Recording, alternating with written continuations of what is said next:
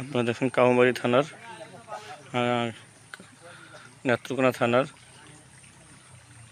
জেলার কাউমারী গ্রামের একটা ঝর্ণা, পাহাড় থেকে পানি নামার জন্য একটা ঝর্ণা, যাকে নদী বলা হয়। পানি যখন বেশি হয় তখন একটু পানি বেশি হয়, তো বেশি হয় তেমন 1 গেরের উপরে পানি আসে এখন। আর পানি কমলেই নদী শুকিয়ে যায়, মানুষ হাইটা পারাপার হয়। এখন আপাতত পানি বেশি থাকে, এখন একটা নৌকাতে পার হইতেছে।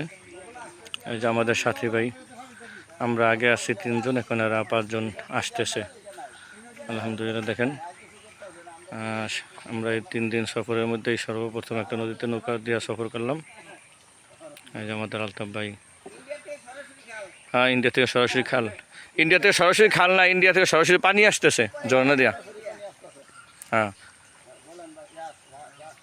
আপনারা দেখছেন ইন্ডিয়ার পানির নামার একটা ঝর্ণা, একটা নদী।